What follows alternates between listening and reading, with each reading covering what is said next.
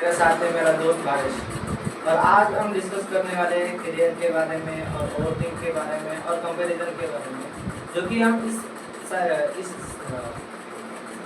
Age में जो कि सबसे ज़्यादा करते हैं। तो हम ऐसे ही कैजुअल डिस्कशन करेंगे जो कि जैसे दोस्त करते हैं।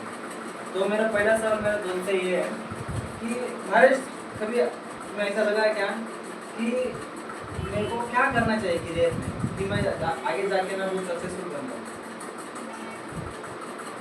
कृपा कर करिअरची जेव्हा आपण गोष्ट करतो, ठीक आहे, जेव्हा आपण आपल्या भविष्याची गोष्ट करतो, जेव्हा आपण फ्युचरची गोष्ट करतो, तेव्हा आपल्या मनामध्ये खूप काही योजना असतात भविष्याबद्दलच्या, की आपण जे विचार करून ठेवतो भविष्याबद्दलचे त्याच्याबद्दल, आणि ते जेव्हा आपण अचीव करायसाठी निघतो, जेव्हा आपण एखादा स्वप्न बघतो आणि त्याला पूर्ण करण्यासाठी जेव्हा आपण बाहेर निघतो, तेव्हा त्याच्यामध्ये काय डिफिकल्टीज येत आहेत. जेव्हा आपण एखादी गोष्ट अचीव करण्यासाठी निघतो आणि त्याच्यामध्ये काय अडचणी येत आहेत ते जेव्हा माणसाला माहीत होतात, तेव्हा तो टास्क जे आहे तो आपोआप डिफिकल्ट होत जातो.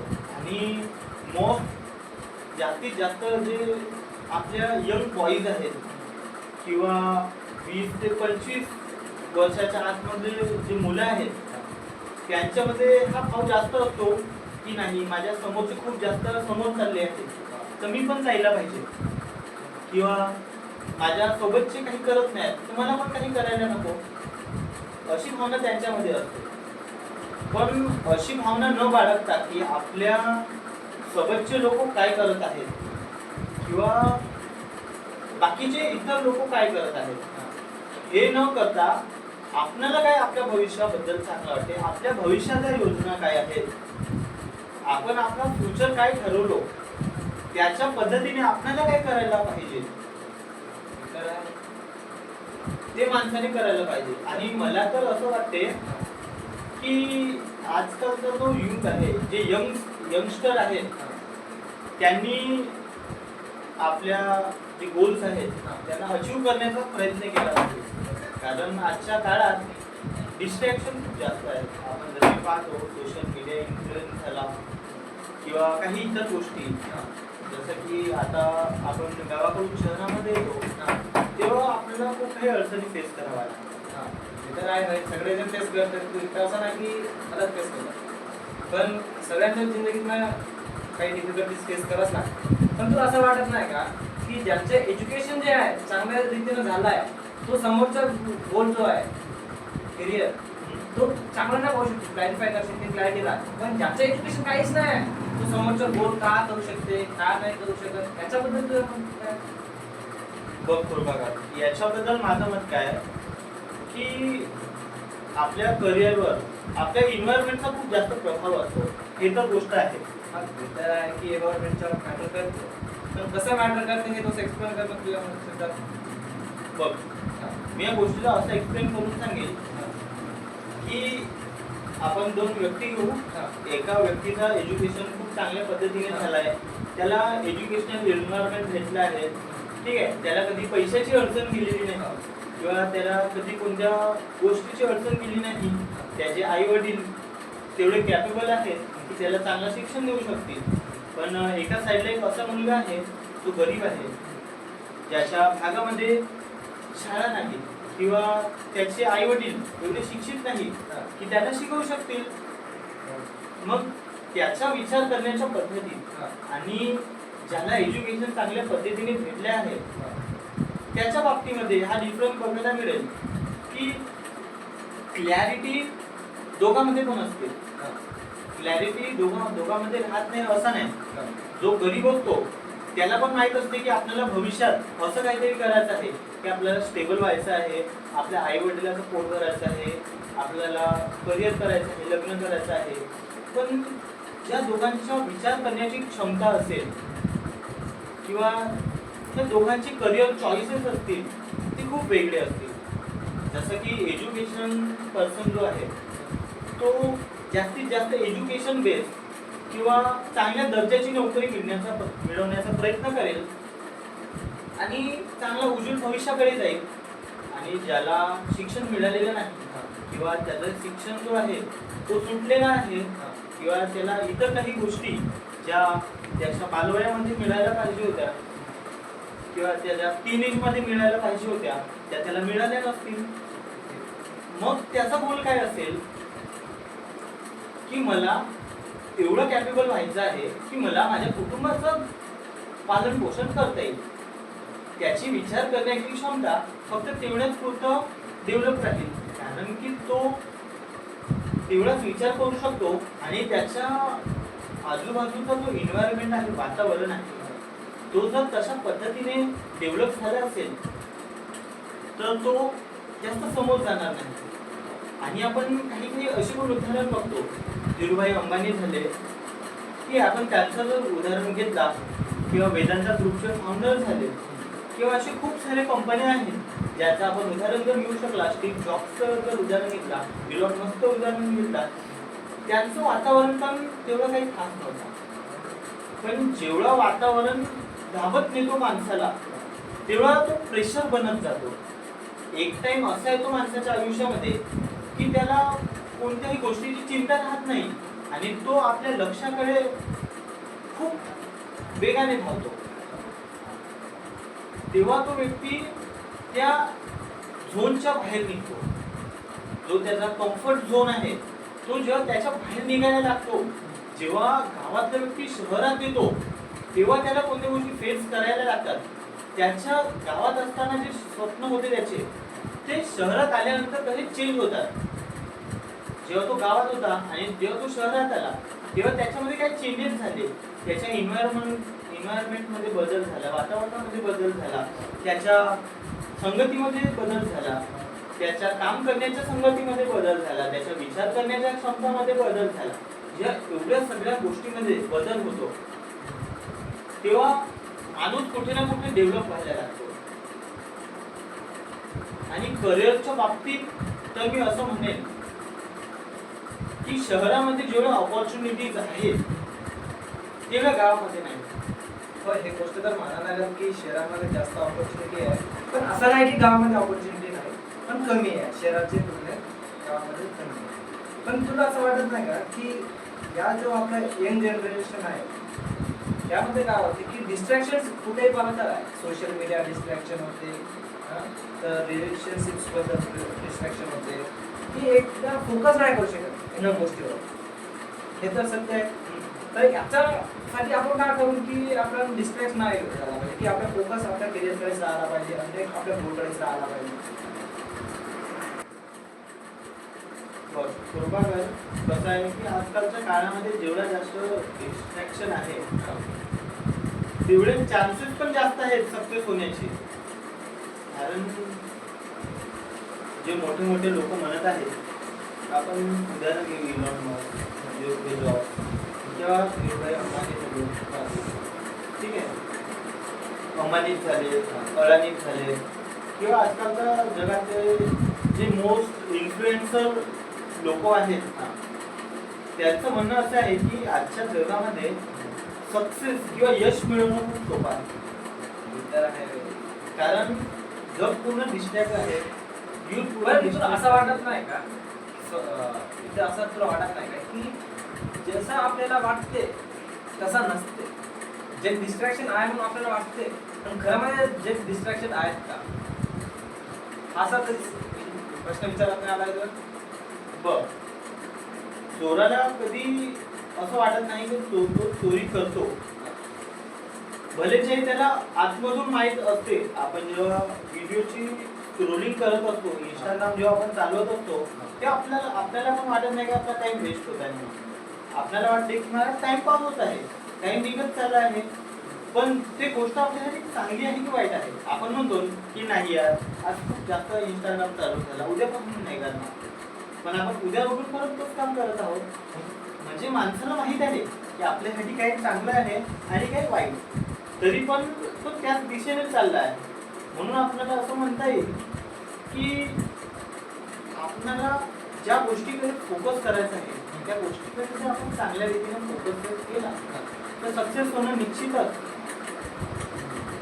लवकर सक्सेस होऊ शकतो.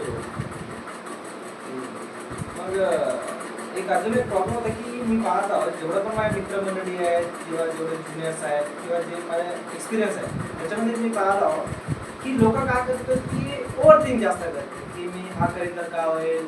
तर जसं की कॉलेजमध्ये एक प्रोग्राम राहिला तर तिथं कोणी पार्टिसिपेट करण्यासाठी ते अगोदर पहिले बहुत काही विचार करतात की भाई मी समोर स्टेजवर जाऊन बोलीन तर लोक कसं जज करतील मला.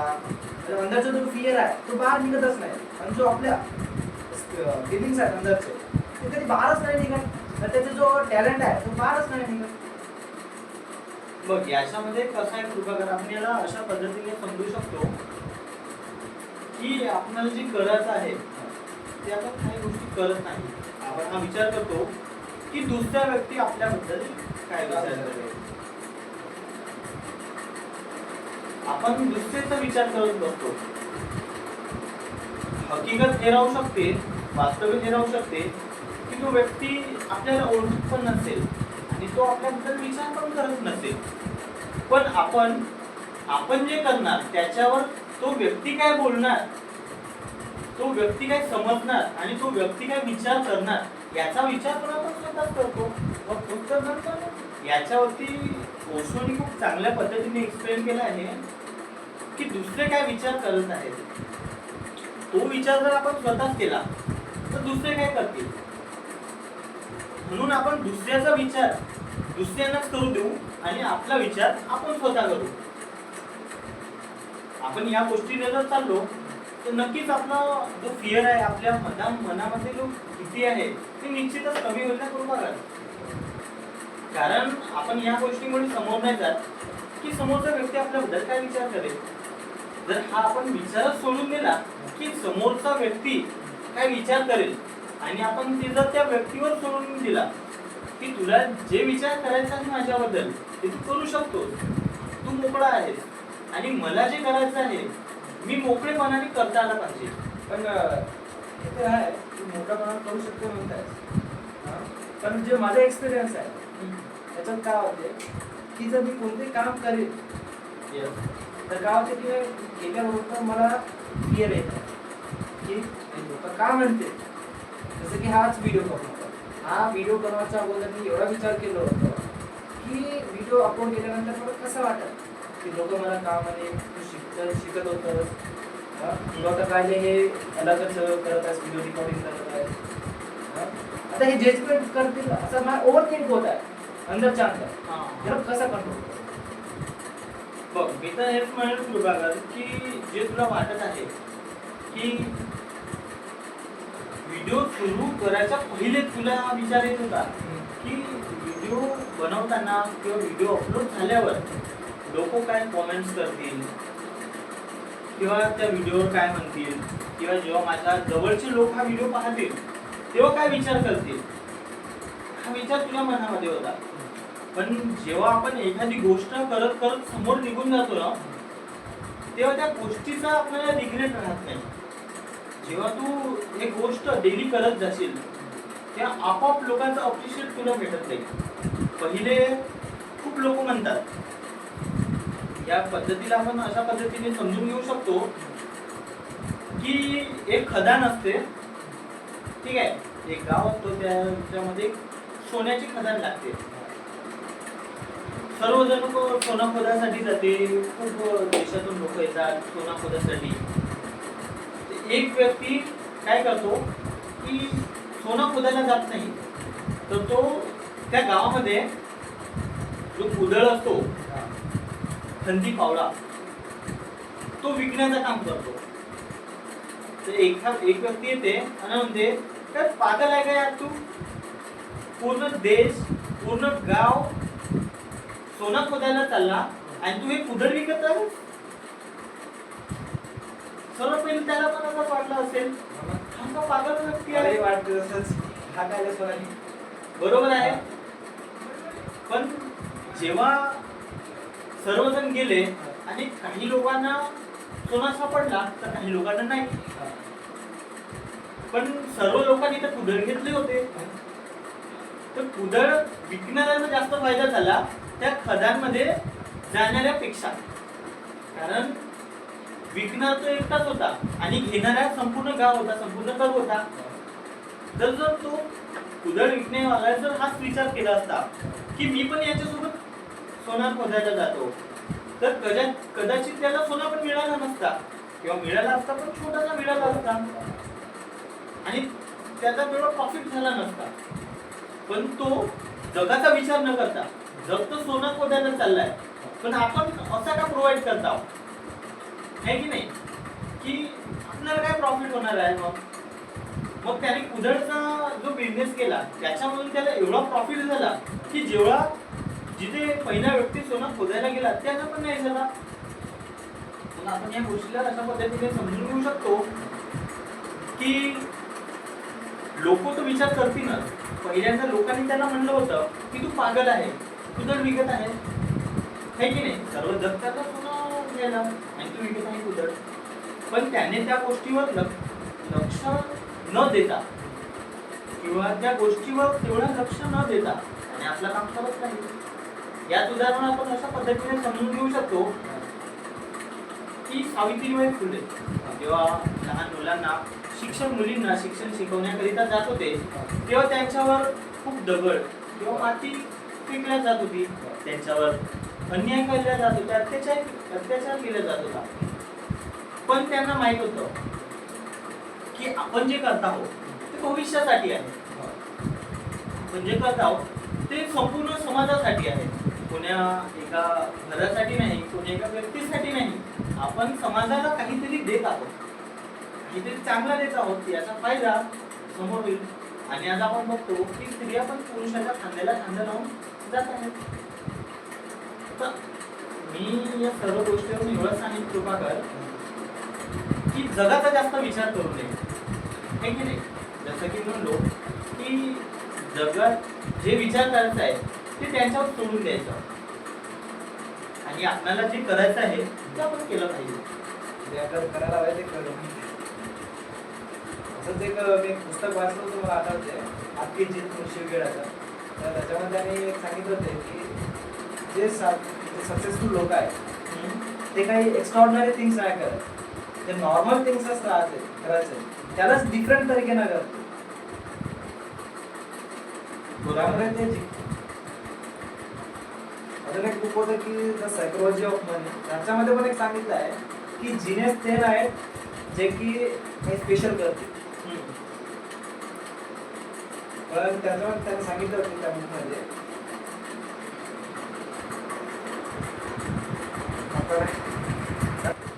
त्यांनी सांगितले होते की a genius is a man he can do an average thing when everyone around him is losing their minds.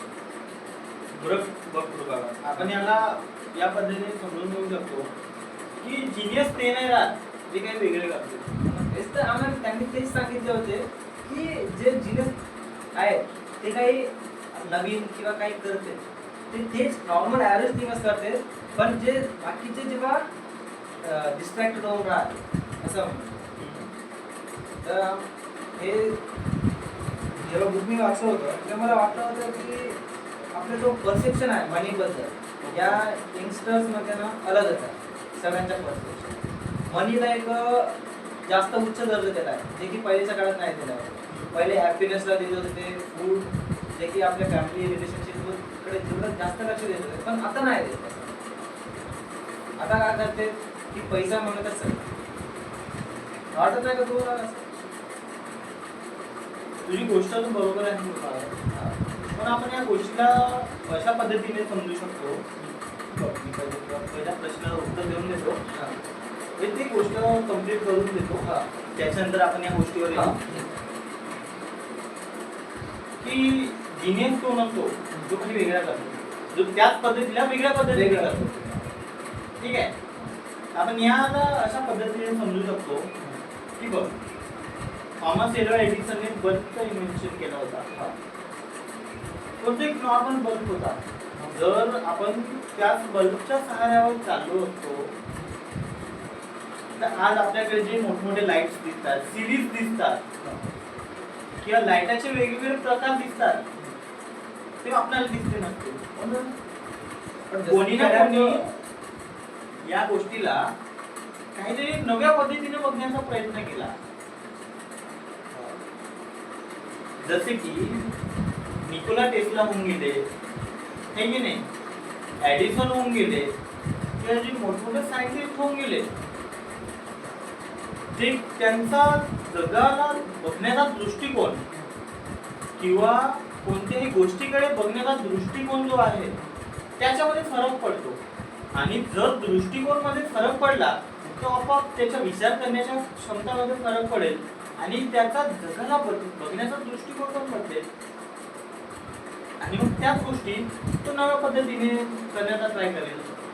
आपण या गोष्टीला असं समजून घेऊ शकतो कृपागर, की तू वेगळ्या पद्धतीने विचार करतो आणि मी वेगळ्या पद्धतीने विचार करतो. सगळ्यांच्या परसेप्शन अलगच आहे ना. हा, तू मी जे गोष्ट करेल होऊ शकते की तू त्याच्यामध्ये परत काही दुसरं ऍड करशील तुझ्या ऍबिलिटीनुसार. मग ती गोष्ट मी जे बनवली होती त्याच्यापेक्षा परत चांगली होईल. मग त्याच्यामध्ये आपण हा विचार करू शकतो की याचा किंवा त्याचं नाव न येता एखाद्या गोष्टीला आपण चांगला बनवला, आपण या जगाला सुंदर बनवण्याचं काम करतो असं म्हणायला पाहिजे ना. ठीक आहे, आता आपला जो टॉपिक होता की ओव्हर थिंकिंग, त्याच्यापासून आपण इकडे आलो होतो की मनीकडे या. हा हे थोडंसं आपण एक्सप्लोर करू की आपला जो यंग जनरेशन आहे त्यांचं परसेप्शन काय आहे. म्हणजे तुला असं वाटत नाही का की या जनरेशनमध्ये जेवढा मी एक्सपिरियन्स केला, money is everything to money is not everything because money can buy the happiness असं म्हणते. पण हॅपीनेस जे लागते ते सगळं मनीपासूनच तर हेच. हा बघ, आपण पैशाने खुशी नाही घेऊ शकत, आनंद नाही घेऊ शकत, पण त्या गोष्टी घेऊ शकतो ज्याच्याने आपल्याला आनंद मिळेल. तोच मला म्हणायचं आहे. पण तुला असं वाटत नाही का, पण तरी पण जो इम्पॉर्टन्स आहे जो मनीला द्यायला पाहिजे, म्हणजे हॅपीनेसला द्यायला पाहिजे, सगळ्यांचा डिफरन्स आहे. बघ, जसं की आपण आताच म्हणलो होतो की प्रत्येकाचे परसेप्शन दृष्टिकोन वेगवेगळे असतात. होऊ शकते की तुझ्यामध्ये पैशाचे इम्पॉर्टन्स काही अलग असेल किंवा तुझ्याबद्दल हॅपीनेसची फिलिंग काही वेगळी असू शकते, माझ्यामध्ये काही वेगळी असू शकते, जगामध्ये काही वेगळी असू शकते. आपण या गोष्टीला अशा पद्धतीने पाहू की ज्याच्याकडे ऑलरेडी पैसा आहे तो जास्त पैशाकडे होणार नाही, तो आनंदाकडे जावेल. ज्याच्या जीवनामध्ये पैसा आहे पण आनंद नाही, तो फक्त पैशाकडे धावणार नाही, आनंदाकडे धावणार. आणि ज्या व्यक्तीकडे पैसा नाही आहे पण त्या व्यक्तीचं स्वप्न आहे की आपल्याकडे मोठं घर राहावं, मोठं गाडी राहावं, मोठं बंगला राहावा, पण त्या गोष्टी करण्यासाठी त्याला पैसा हवा आणि म्हणून तो त्या गोष्टीला इम्पॉर्टन्स न देता ज्या आपल्या भविष्यात आपल्याला करायचं आहे तो पैशाला जास्त इम्पॉर्टन्स देऊ लागतो. तो मग जेव्हा तो आपल्या करिअरकडे वळतो तेव्हा मग तो एवढा व्यस्त होऊन जातो की मग तो आपल्या फॅमिलीकडे पाहत नाही, आपल्या फ्रेंड्सकडे पाहत नाही, तो पैशाकडे बघतो. इम्पॉर्टंट आहे ना फ्रेंडशिप, हो ना, मनी इम्पॉर्टंट आहे असं इम्पॉर्टंट आहे. इम्पॉर्टंट तर आहे पण एका टाइममध्ये व्यक्ती जर तू कोणाला विचारशील तर कशासाठी कमवत आहे, तो म्हणेल की नाही बाबा मी पैसे कमवून मोठा घर बांधीन आणि त्याच्यात आरामाने राहील. बरोबर आहे नाही. एक मी प्रश्न विचारतो तुला, आता मेन मोठी काय कशाबद्दल as a career, as a career म्हणून मला एवढा पैसा कमवायचा आहे की ज्याच्याने मी आनंदी राहिलो पाहिजे. बघ कृपा नाही, मला ते जग एक्सप्लोर करायला आवडतं. पण एक सांगू की तू जसं म्हणतोस की एवढा पैसा कमवायचा की मला जग एक्सप्लोर करायचं, तर सगळ्यात जो पहिला जो मुद्दा आला की तुला काय करायचं आहे, पैसा कमवायचा, ज्यामुळे की तो जग एक्सप्लोर करू शकतो. बघ, पहिला मुद्दा जो आहे आपला हॅपीनेसचा आहे. माणूस एक गोल ठेवतो आणि त्याच्या मागे मोटिवेशन धरून धावतो, प्रेरणा धरून धावतो. हे तुमचं हे सगळ्यांचं नाही, असं जेवढं मी एक्सपिरियन्स केला बघ प्रभाकर, माझा जो परसेप्शन अबाउट मनी हा जो आहे, मी पैशाला तेवढीच इम्पॉर्टन्स देईन माझ्या लाईफमध्ये जेवढी द्यायची आहे. कारण मला जग एक्सप्लोर करायला आवडतं, मला माणसं एक्सप्लोर करायला आवडतात. असं नाही की फक्त पैसे आहेत. कारण पैसा आला की मग त्याला मॅनेज करण्याचं टेन्शन पण येतो. पैसा जेवढा जास्त आला तेवढा मग त्याला मॅनेज करायचं पण टेन्शन येतं. आपल्याकडं जेवढा मोठा बंगला आला त्याच्यासाठी सिक्युरिटी पण तेवढीच लागेल.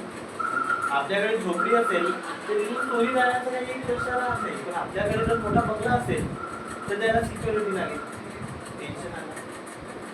म्हणून माझं मत असं आहे की आपल्या लाईफमध्ये पैशाची इम्पॉर्टन्स एवढीच राहायला पाहिजे की ज्याच्याने आपण मला सर्व गोष्टी करता आल्या पाहिजे. पैशाला एवढी जास्त इम्पॉर्टन्स देऊ नये की त्याच्यामुळे माणसं दूर निघून जातील. आपण काही गोष्टी पाहतो, आपण पैसा ते याच्यासाठी कमवतो की चांगलं जेवण केलं पाहिजे, चांगलं राहिलं पाहिजे, चांगलं खाल्लं पाहिजे. पण त्याचा उलटा आपण काय करतो की आपले विचार आणि आपले ऍक्शन कसे मॅच होत नाही. आपण जेव्हा कामावर जातो किंवा एक व्यक्ती जेव्हा कामावर जातो तेव्हा तो कामाला उशीर होईल म्हणून तो पोटभर जेवण करत नाही. जर आपण मुंबईचा विचार केला, त्याच्यामध्ये एवढी भीड, एवढी गर्दी आणि एवढा कोलाहल आहे, याच्यामध्ये माणसाला खाण्याचं देखील भान राहत नाही. तो पैसे तर कमवत आहे खाण्यासाठी, पण तो जर जेवणच करत नसेल, जर त्याला आनंदच मिळत नसेल, तर मग त्या पैशाचा काय फायदा जो तुम्ही कमवत आहात. माझा हा परसेप्शन आहे मनी बद्दल. तुला काय वाटते याच्यावर? ते तुझं मत चांगलं आहे. तर माझा थोडासा एक्सपिरियन्स झालेला आहे, कारण की जे मी मनी रिलेटेड जे माय परसेप्शन अजून जे मी डिफिकल्टीज फेस केले, तर याच्यापासून मी एक शिफ्ट केली की या जमान्यात, या जनरेशनमध्ये मनी आला तर सगळं काही आपल्याला, मनी जर बाहेर आला तर काहीच नाही. उदाहरण देतो की काय होतं आहे की मी माझ्या आईचं एक सर्जरी, त्या सर्जरीच्या वेळी काय झालं की आमच्याकडे तुझे कमी पैसे होते. तर मी काही लोकांना कॉल केलं होतं, तर पैसे मागितले होते. जास्त अमाऊंट नव्हता, काही कमी नव्हता, अमाऊंट ठीकठाक नव्हतं. तर त्यांनी म्हणलं की हो देतो, पण इमर्जन्सी होता, तर तेव्हा कोणीच नाही होतं.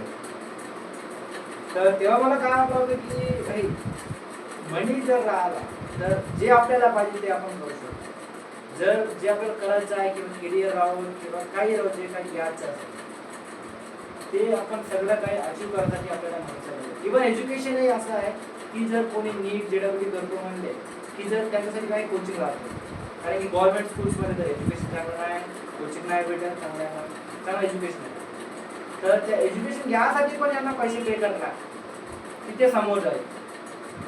पण आता आमच्या इथे काय होत होता की माझा लक एवढा चांगला होता की मला चांगला एज्युकेशन भेटला होता, ज्याच्यामुळे की माझा परसेप्शन इम्प्रूव्ह झाला. पण एवढं मला माहीत आहे, मनी इज टॉप ऑफ एव्हरीथिंग. बहुत आहे. आपण याला अशा पद्धतीने समजू शकतो प्रभाकर की तुला जे अनुभव आले आहेत त्या काही बाबतीमध्ये होऊ शकते ते सर्वांनाच येतात.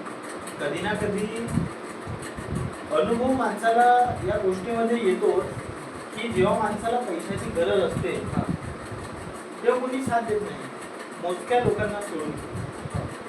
हे मोजके लोक असतात ज्या वेळी आपल्याला मदत करतात, टायमाला त्या मदत करतात, आणि काही लोक फक्त बोलून दाखवतात. बघ, मी या गोष्टी अशा पद्धतीने समजतो की जो जग आहे, ठीक आहे, त्या जगामध्ये आपण राहत आहोत, तर त्याच्यानुसार आपल्याला चालायला हवं. जसा जग चालतो तसाच आपल्याला चालायला हवा. तू जर म्हणशील की युद्ध चालू आहे आणि त्याच्या मधामध्ये मी जाऊन माझा झेंडा लावतो एकटा, तर तसं जमणार नाही. जर दुसरीकडून गोळ्या येत आहेत आणि तू जर म्हणला की युद्धच करणार नाही, है की नाही, तर तू नष्ट होऊन जाशील. जे एकीकडची बाजू आहे ती पूर्ण नष्ट होऊन जाणार. युद्ध तर करावं लागणारच आहे. जीवन पण एक युद्ध आहे, तो तर करावं लागणारच आहे. आणि युद्धामध्ये ज्या नीती असतात त्या जीवनामध्ये पण वापराव्या लागतात. नीतीनुसार चालावं लागतो. जसं की तू म्हणला की पहिले तर ते व्यक्ती म्हणाले मी देतो पैसे, आणि नंतर जेव्हा तुला ऍक्च्युअल मध्ये त्या पैशाची गरज पडली तेव्हा कोणीही तुझ्या सोबत नव्हता. आता असं नाही तर याच्यामध्ये आपण असं नाही म्हणू शकत की त्यांची गलती आहे म्हणून.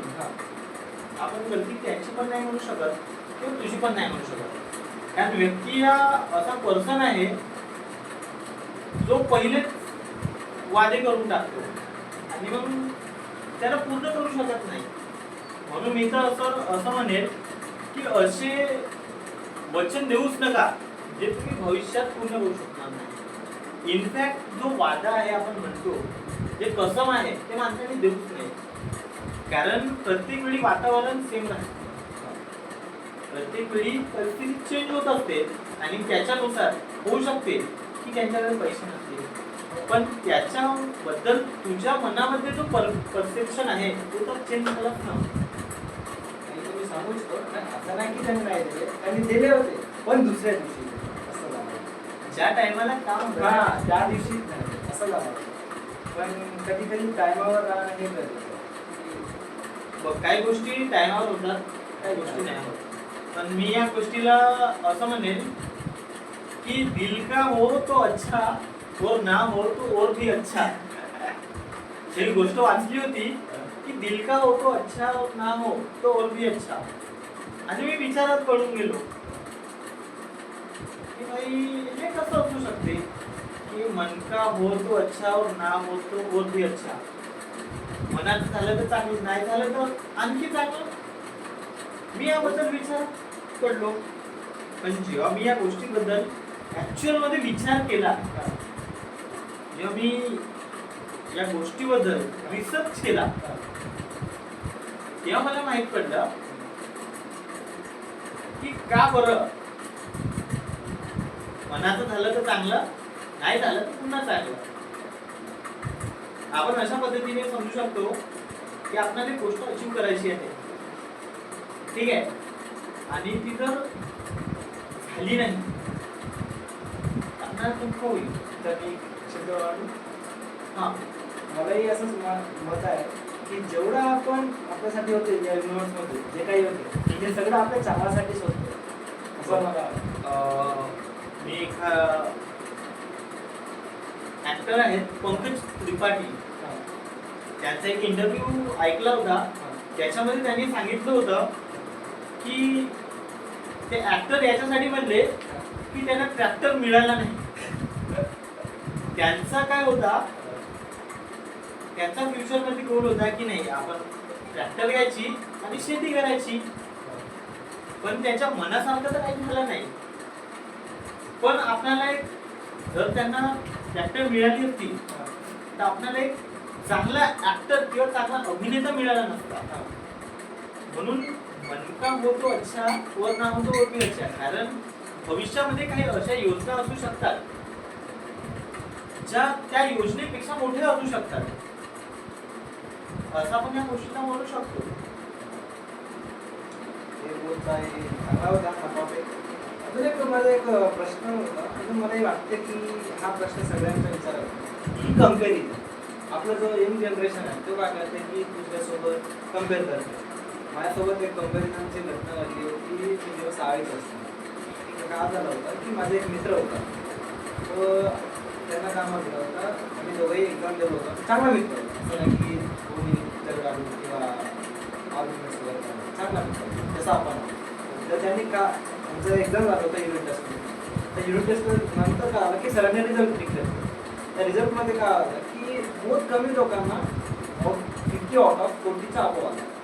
तर त्यापैकी मी एक होतो आणि तो नव्हता. तर त्यामध्ये मला मार्क भेटले होते 42 मार्क्स. तर त्याला भेटले होते 41.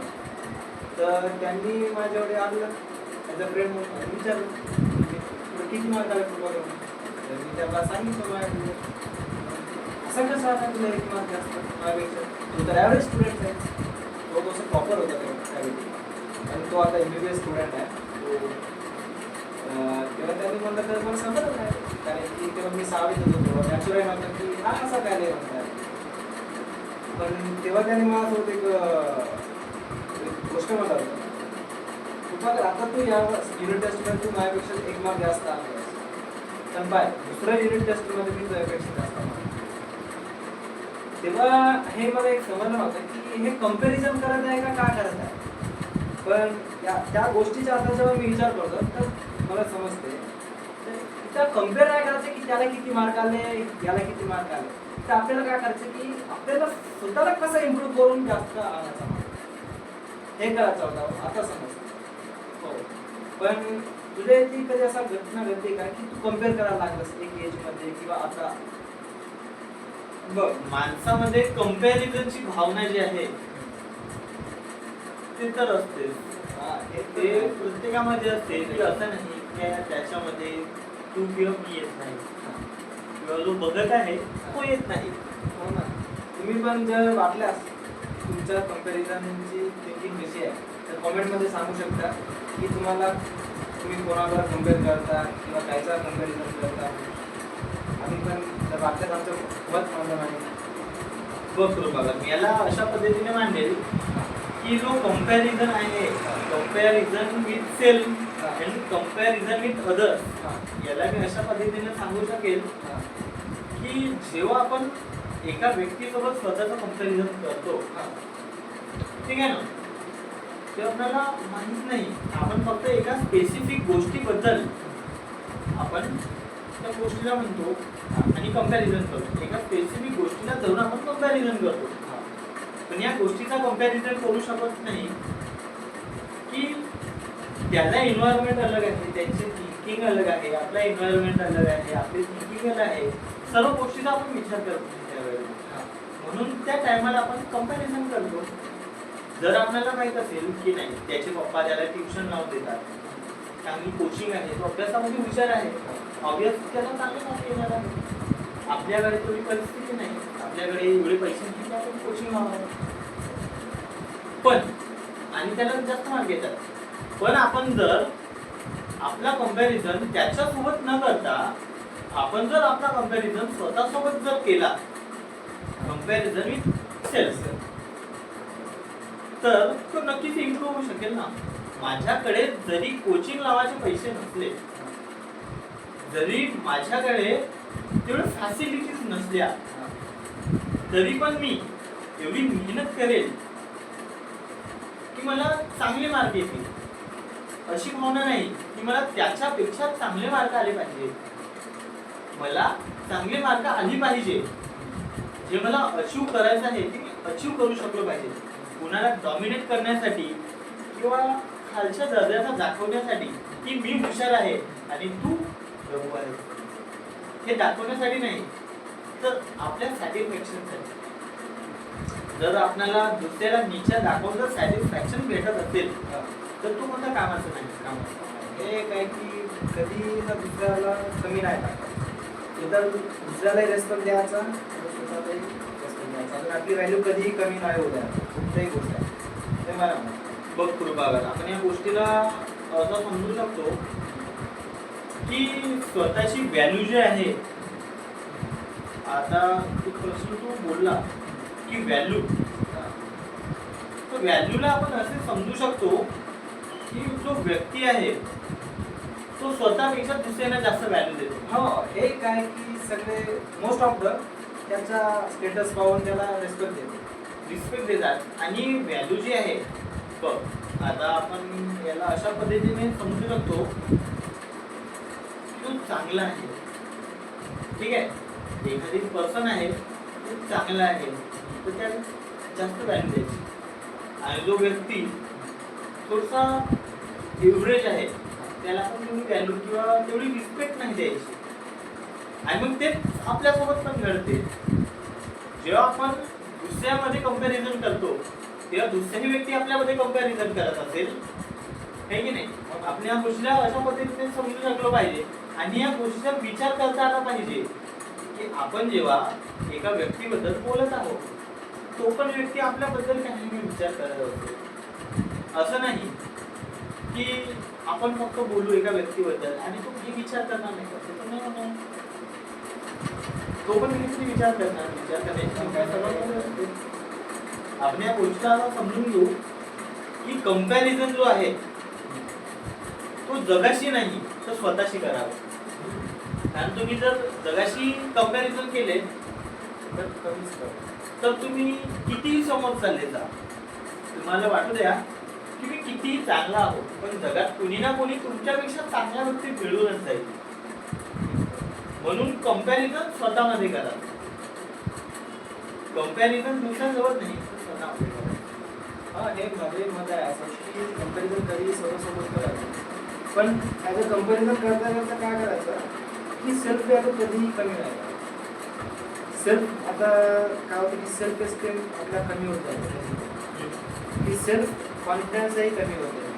आता एकतर सेल्फ कॉन्फिडन्स हाय राहते, सेल्फ कॉन्फिडन्स लो राहते, पण सेल्फ कॉन्फिडन्सचा बॅलन्स ठेवून राहते. बघ ज्या हा तर सेल्फ कॉन्फिडन्स बॅलन्स राहिला पाहिजे, तर कंपॅरिझन जे आहे ते आपोआप कमी होते आणि इम्प्रूव्हमेंटसाठी कंपॅरिझन करणं कमी होतं. बघ या गोष्टी ज्या आहेत ना त्या व्यक्तीमध्ये इम्पॉर्टंट आहे. जे तो आता म्हटला की कंपॅरिझन करणे स्वतःशी किंवा त्यांना इम्प्रूव्ह करणे, या गोष्टी ज्या आहेत ना त्या माणसाला कुठे ना कुठे समोर जाण्यामध्ये मदत करतात. जेव्हा आपण दुसऱ्यावर झळायला लागतो ना तेव्हा आपण त्याचा फक्त एका व्यक्तीचा विचार करतो, मग त्याच्यामध्ये आपण स्वतःला विसरून जातो. स्वतःला विसरणे तो वाईटच गोष्ट आहे. तू एखादा दुसऱ्या व्यक्तीचा एवढा विचार करायला लागला की त्याच्यामध्ये तू स्वतःलाच विसरून गेला. जसा माणूस प्रेमामध्ये पडतो आणि एका व्यक्तीबद्दल, त्याच्या प्रेयसीबद्दल, जे गर्लफ्रेंड असेल तिच्याबद्दल एवढा विचार करायला लागतो की तो स्वतःला विसरून जातो आणि तो असा म्हणजे लागतो मैं तो प्यार में सब कुछ भूल गया, ते ना मी तेरे खातिर झूल गया. तर अशा या गोष्टी आहेत त्या व्हायला नको आणि स्वतःमध्ये इम्प्रूव्हमेंट करायला पाहिजे. ज्या गोष्टी आपल्यामध्ये कमी आहेत, ज्या गोष्टीची गरज आपल्याला आहे, भविष्यामध्ये पडणार आहेत, कॉन्फिडन्स असो, सेल्फ स्ट्रीम असो, स्वतःची व्हॅल्यू बनवायची असेल दुसऱ्यामध्ये, की काही पण गोष्टी असू द्या, आपल्या करिअर रिलेटेड असू द्या किंवा हेल्थ रिलेटेड असू द्या, रिलेशनशिप, याच्यामध्ये पॉझिटिव्ह थिंकिंग एवढीच मॅटर करते. आपण जेवढा जास्त पॉझिटिव्ह राहिला आणि जेवढा जास्त विचार केला, मी तर असं म्हणेन की कोणत्याही गोष्टीला फक्त एका स्पेसिफिक बाजूने न बघता त्या चारही बाजूने बघायला पाहिजे. आणि एखाद्या गोष्टीला स्पेसिफिक जी गोष्ट आहे त्याला आपण एकाच बाजूने न बघता दुसऱ्या पण बाजूने बघला पाहिजे. त्याला आपण इम्पॅथी टाईप म्हणू शकतो. इम्पॅथॅटिकली आपण त्या गोष्टीला बघितलं पाहिजे, कोणत्याही गोष्टीला, तेव्हा आपल्याला त्या गोष्टीबद्दलचे इतरांचे परसेप्शन जेव्हा माहीत होतील तेव्हा ते आपल्याला एक्सेप्ट करता यायला पाहिजे. या गोष्टीवर काय म्हणणं आहे तुला कृपा काय?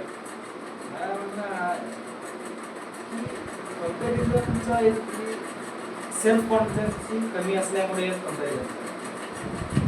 पण जेव्हा माणसाचा सेल्फ कॉन्फिडन्स जो आहे तो हाय किंवा वाढायला लागतो ते आपोआप कंपॅरिझन कमी होत जातो. ठीक आहे, असं व्यक्तीला वाटते, पण कदाचित तसं होत नाही. आपण या गोष्टीला असा समजू शकतो की माणूस जसा जसा समोर जायला लागतो त्याच्यामध्ये इगोची भावना वाढायला लागते आणि तो माझ्या समोर जे आहेत मला त्यांना पण बीट करायचं आहे हे भावना त्याच्यात असते. मी खालच्या लेवलला व्यक्तीला बीट केलं, मग वरतो जो आहे त्याला पण मला बीट करायचं आहे, ही भावना समोर चालतच राहते.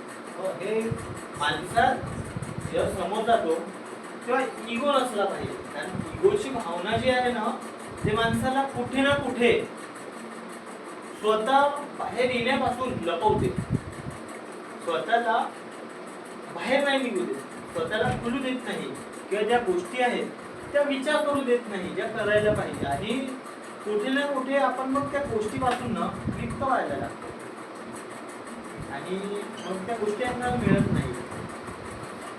म्हणून प्रत्येक गोष्टी समजण्याचा प्रयत्न केला पाहिजे आणि त्यानुसार काम केलं पाहिजे असं मला वाटतं.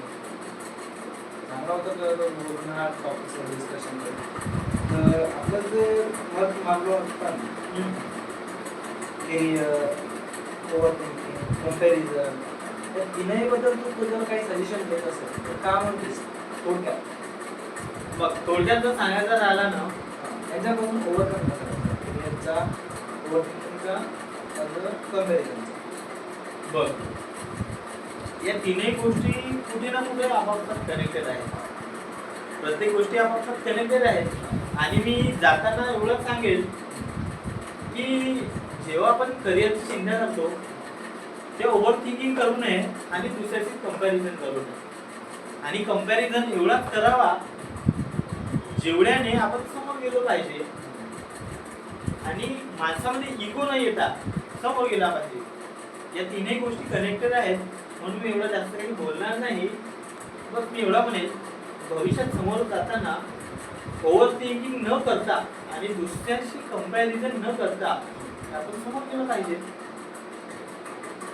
माझं एक मत असं आहे की लास्टमध्ये मी एवढंच सांगतो की करिअरमध्ये तुम्ही जे काही डिसाईड करता, काही करायचं तर पहिले स्टार्ट करा. पहिला जो स्टेप राहील तो हार्ड राहील, पण तुम्ही पहिले चालू करा. चालू केल्यानंतर तुम्हाला आपोआप लर्निंग करायला भेटते की तुम्ही समोर कसा इम्प्रूव्ह कराल ते तुम्हाला माहिती. अजून जसं की ओव्हर थिंकिंग झाला, ओव्हर थिंकिंग याच्यासाठी होते मला असं वाटते की सोशल मीडिया किंवा इन्फॉर्मेशन जे आपल्याला भेटते सोशल मीडियापासून किंवा कुठून आहे ते कम्प्लीट आहे का हेही नाही माहीत आपल्याला राहत, की ते गलत आहे का हेही नाही माहीत राहत. बस इन्फॉर्मेशन आहे त्यालाच मानून चला, असं ना करता ओव्हर थिंक करण्यापासून ओव्हरकम करण्यासाठी पहिले तुम्ही ॲक्शन करा. ॲक्शन केल्यानं तर तुम्ही ओव्हर थिंकिंग करणं बंद करता कोणत्याही गोष्टीचं.